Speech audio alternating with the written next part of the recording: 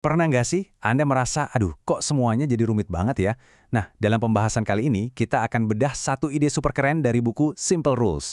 Ide ini bisa banget bantu kita semua buat sukses di dunia yang ya makin kompleks ini. Oke, kita mulai dari sesuatu yang pastinya kita semua tahu, balok Lego. Coba deh bayangin, Anda punya 6 balok Lego standar. Pertanyaannya kelihatannya simpel aja. Ada berapa banyak cara ya buat menggabungkan ke 6 balok itu? Kira-kira berapa? Coba tebak dulu deh. Jawabannya lebih dari 915 juta. Iya, Anda nggak salah dengar, 915 juta kombinasi, gila kan?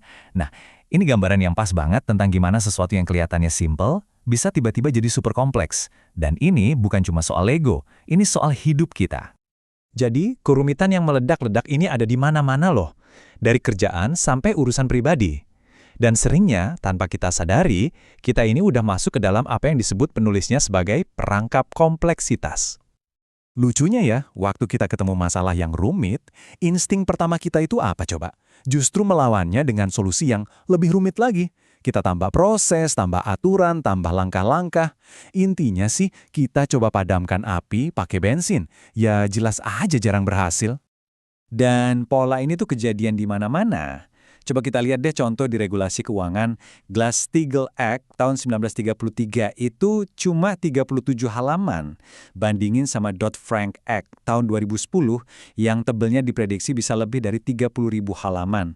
Ini nih, bukti nyata jebakan kompleksitas lagi beraksi. Oke, jadi kalau solusi rumit itu bukan jawabannya, terus gimana dong? Nah, buku ini menawarkan sebuah alternatif yang kuat banget. Dan yang bikin kaget, jawabannya justru sangat sederhana. Jawabannya adalah aturan sederhana atau simple rules. Anggap aja ini kayak jalan pintas yang cerdas. Cuma beberapa pedoman inti yang gampang diingat, tapi bisa bantu kita ambil keputusan lebih baik dan lebih cepat tanpa harus pusing sama detil-detil yang nggak penting. Nah, terus gimana sih bentuk aturan-aturan ini di kehidupan nyata? Yuk, sekarang kita bongkar kotak peralatannya dan lihat 3 jenis aturan sederhana yang paling ampuh yang bisa langsung Anda pakai. Yang pertama ada aturan berhenti. Wah, ini krusial banget. Aturan ini ngasih tahu kita kapan waktunya bilang cukup, kapan harus cut loss dan move on. Anggap aja ini kayak lampu merah pribadi buat kita. Contohnya nih, investor legendaris Gerald Loeb, dia punya satu aturan berhenti yang sakti. Kalau investasi rugi 10%, langsung jual. Titik. Sesimpel itu. Dan aturan inilah yang menyelamatkan klien-kliennya dari kehancuran pasar saham tahun 1929. Keren kan? Sebaliknya, kalau kita nggak punya atau nggak patuh sama aturan berhenti, akibatnya bisa fatal. Contoh tragisnya ada di tragedi Gunung Everest tahun 96.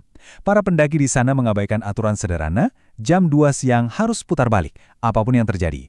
Dan akibatnya sangat menyedihkan. Oke, yang kedua ada aturan batasan. Nah, ini fungsinya kayak filter atau saringan buat kita.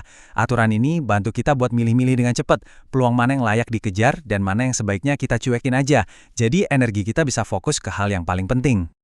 Contoh kerennya datang dari DARPA, lembaga riset legendaris itu. Mereka cuma pakai 2 aturan simple buat nentuin proyek mana yang bakal didanai. Pertanyaannya cuma 2. 1, apa ini memajukan ilmu pengetahuan? 2, apa ini ada gunanya di dunia nyata? Kalau salah satu jawabannya enggak, ya udah proyeknya ditolak. Efisien banget. Dan yang ketiga, yang terakhir, ada aturan cara melakukan.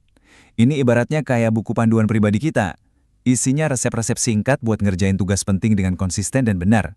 Apalagi kalau lagi di bawah tekanan. Para penulis sitkom klasik Cheers punya beberapa aturan cara melakukan yang jenius banget. Salah satunya, tulis seolah-olah untuk radio. Maksudnya apa? Ini maksa mereka bikin karakter dengan suara yang khas banget, sampai-sampai penonton bisa tahu siapa yang ngomong tanpa harus lihat TV-nya. Aturan simpel kayak gini yang akhirnya melahirkan dialog-dialog super ikonik. Oke, jadi kita udah punya aturan berhenti, aturan batasan, sama aturan cara melakukan. Ini senjata yang ampuh banget. Tapi, pertanyaannya, di mana kita harus pakai aturan-aturan ini biar hasilnya maksimal? Jawabannya, kita harus cari dulu apa yang disebut bottleneck atau titik hambat utama kita. Apa itu bottleneck? Gampangnya, ini adalah satu titik macet yang paling ngaruh, yang paling menghambat kita mencapai tujuan. Nah, di titik inilah satu aturan sederhana yang tepat bisa ngasih dampak paling besar. Ini kayak tuas pengungkit kita. Dan ini nggak cuma buat urusan bisnis loh, Anda bisa banget nemuin bottleneck di kehidupan pribadi. Coba deh tanya ke diri sendiri, di bagian mana ya saya paling sering buang-buang energi? Atau keputusan apa sih yang paling bikin saya stres? Nah, jawabannya itu kemungkinan besar adalah bottleneck Anda. Contohnya gini, salah satu penulis buku ini pengen nurunin berat badan. Awalnya dia mikir, wah bottleneck-nya pasti di olahraga nih, kurang gerak. Tapi setelah dia catat semua kebiasaannya, ternyata masalah utamanya bukan itu. Bottleneck yang sebenarnya adalah kebiasaan ngemil setelah makan malam.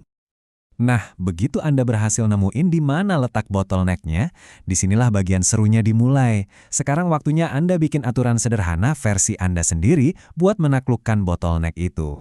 Caranya pun, ya sesederhana aturannya, cuma 3 langkah. 1.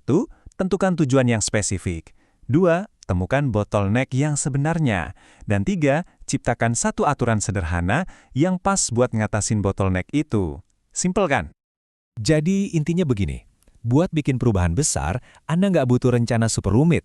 Anda cuma butuh beberapa aturan sederhana yang cerdas. Nah, sekarang pertanyaannya buat Anda. Apa satu aturan sederhana yang bisa mengubah hidup Anda mulai besok?